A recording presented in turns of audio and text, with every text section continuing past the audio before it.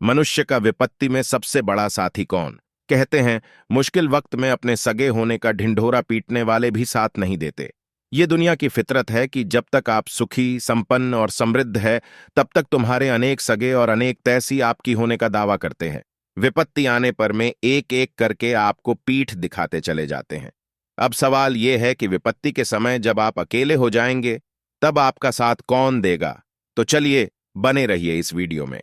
Video की समाप्ति तक यह वीडियो आपके जीवन में बहुत काम आने वाली है। मैं आपको एक कहानी के माध्यम से समझाता हूं। मित्रों, किसी नगर में एक राजा रहता था। राजा रोजाना अपने कुछ मंत्रियों और सैनिकों को लेकर नगर में भ्रमण किया करता था। एक रात कुछ मंत्रियों के साथ अपने नगर में घूम रहा था। चलते चलते राजा को रास्ते में एक कुएं पर 4 लड़कियां पानी भरती हुई मिली। उन चारों में एक लड़की बड़ी ही सुंदर और यौवन से संपन्न थी। राजा उस लड़की को देखकर उसके रूप पर लट्टू हो गया। राजा ने अपने मंत्री से कहा कि सुंदर लड़की के माता पिता और इसके मकान का पता पूछ लो। मुझे इस लड़की की अपनी रानी बनाना है। अब तो राजा वहीं से अपने राजभवन को लौट गया और राजा के मंत्री ने उस लड़की का नाम, पता और उसके पिता का नाम पूछ लिया। राजा उस लड़की के रूप पर इस कदर पागल हो गया था कि उसे न खाना अच्छा लगता था, न पीना। दरबार में भी उसका मन नहीं लगता था। राजा की व्याकुलता जब ज्यादा बढ़ती चली गई, तो एक दिन राजा ने अपने मंत्री से कहा कि उस लड़की के पिता के पास जाकर उसे कहो कि राजा साहब आपकी बेटी से शादी करना चाहते हैं। राजा तो इस बात को लेकर निश्चिंत था कि लड़की का पिता मेरे प्रस्ताव को ठुकरा ही नहीं सकता। आखिर राजा के साथ कौन अपनी बेटी को ब्याहने से मना कर देगा? क्योंकि कहते हैं राजा अपने पास रहने वाले का ही मान करता है, चाहे भले ही वो विद्याहीन हो, अकूलिन हो, असभ्य ही क्यों ना हो। इसीलिए कहा जाता है अगर मामूली आदमी भी राजा की सेवा करे तो वो भी प्रधान बन जाता है। यदि प्रधान भी राजा की सेवा छोड़ दी तो वो छोटा हो जाता है। इसीलिए एक बात और कही है, इन 5 लोगों का राजा के सिवाय दूसरा कोई आश्रय नहीं है। नंबर 1, विद्वान। नंबर 2, बड़ा बनने की इच्छा रखने वाला। नंबर 3, शिल्पी। नंबर 4, सेवा वृत्ति में चतुर। नंबर 5, पराक्रम। मित्रों, राजा की ओर से शादी का प्रस्ताव लेकर मंत्री उस लड़की के पिता के पास गया और सारी बात कह सुनाई कि राजा साहब आपकी बेटी को बहुत पसंद करते हैं और भी उसके साथ विवाह अचानक चाहते हैं। लड़की का पिता बहुत ही गरीब आदमी था।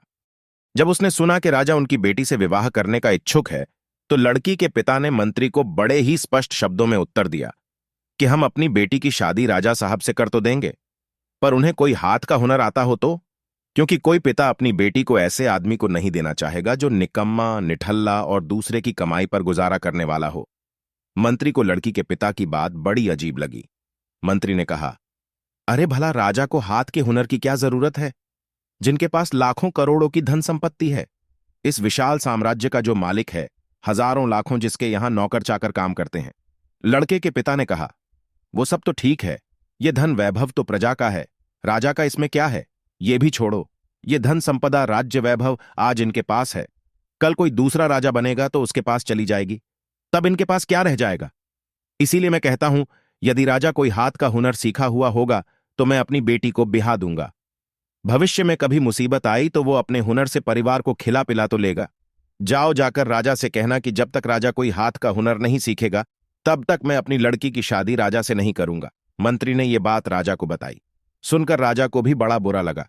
फिर उसने सोचा, वैसे बात तो उसकी भी बुरी नहीं है, होना चाहिए, जीतने हो। मनुष्य के अंदर वे सब कम ही होते हैं। राजा अपने बल के जोर से लड़की को पाना नहीं चाहता था, इसीलिए उसने लड़की के पिता की शर्त मान ली और मंत्री से कहा, मंत्री, वास्तव में मुझे कोई हाथ का हुनर नहीं आता है। तुम एक काम करो, लड़की के पिता से ही जाकर कहो कि यदि वो कोई हुनर जानता हूं तो मुझे भी सिखा दे। जब मैं सीख जाऊंगा तो वो मेरे साथ शादी कर दे। लड़की का पिता रूमालों को बुनने का हुनर जानता था, उसी से उसके परिवार की जीविका चलती थी। लड़की का पिता राजा को यह हुनर सिखाने के लिए तैयार हो गया। अब तो वो रोज राजा के घर जाकर उन्हें रुमाल बोलने का हुनर सिखाने लगा। 1-2 माह के अंदर राजा साहब रुमाल बोलने का हुनर सीख गई। उसके बाद उस बुनकर ने अपनी बेटी का विवाह राजा के साथ कर दिया। धीरे धीरे समय गुजरता चला गया। एक दिन राजा शिकार के लिए जंगल में गया था। जंगल में वह मार घटक भीलों की बस्ती में पहुंच गया। तीनों ने राजा को पकड़कर अपने घर में कैद कर दिया और राजा जो भी कीमती आभूषण पहने था, ये सब उससे छीन लिए गए। उधर राजा जब लौटकर राजभवन नहीं पहुंचा तो राज्य में हड़कंप मच गया कि राजा साहब कहां चला गया। राजा के मंत्री और रानी सब व्याकुल होने लगे। चारों दिशाओं में सैनिकों को भेजकर राजा की खोज कर भाई पर उनका कोई पता नहीं चला। धीरे धीरे कई दिन बीत गई पर राजा का कोई पता नहीं चल पाया। उनकी खोज अभी भी जारी थी। इधर भी लू के यहाँ के राजा ने क्या किया। उसने भी रुचि कहा कि यदि आप मेरा कहना मानो तो मैं तुम्हें मालामाल कर सकता हूं। राजा ने कसर भी देते हुए कहा कि तुम शहर चले जाओ और वहां से थोड़ा रेशम खरीदना, मैं तुम्हें उसके रुमाल बनाकर दे दूंगा। तुम उन्हें भेजोगे तो भी बहुत महंगे दामों में बिकेगी भी। उसे कर्फ्यू ले जाकर बाजार से रेशम खरीदकर राजा को दी थी।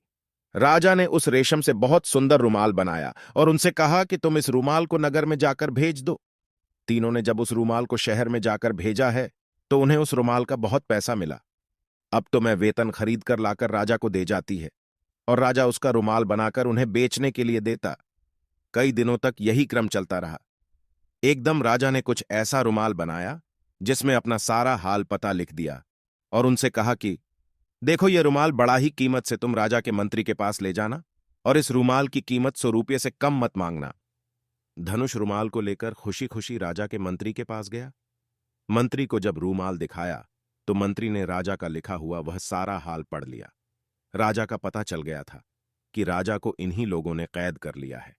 मंत्री ने तुरंत उस भीड़ को बंदी बना लिया और अपनी फौज ले जाकर राजा साहब को भीलों की कैद से मुक्त कराया। मित्रों, एक हाथ का हुनर राजा की जान बचा ली थी। इसीलिए कहते हैं, शक्तिशाली के लिए कोई काम कठिन नहीं होता, व्यक्ति के लिए कोई लक्ष्य दूर नहीं होता, मीठे बोलने वाले के लिए कोई पराया और विद्वान के लिए कोई जगह प्रदेश नहीं होती। मनुष्य की बुद्धि और हाथ का हुनर उसका सबसे बड़ा साथी होता है। विपत्ति काल में भी यदि कोई साथ ना दे तो इनके द्वारा आसानी से विपत्ति से निकल सकता है। शस्त्र का मारा एक बार को बच भी सकता है, पर बुद्धि बल का मारा मूड सहित नष्ट हो जाता है। मनुष्य के पल पल पर जो मदद करती है वह उसकी बुद्धि और उसके हाथ का हुनर होता है। इसलिए हमें कोई ना कोई हुनर अपने पास जरूर बनाकर रखना चाहिए। मैं उम्मीद करता हूं यह कहानी जरूर पसंद आई होगी। अपने कीमती राय कमेंट में दीजिए। वीडियो में एक नई चर्चा के साथ आप सभी का बहुत बहुत धन्यवाद। जय श्री कृष्णा।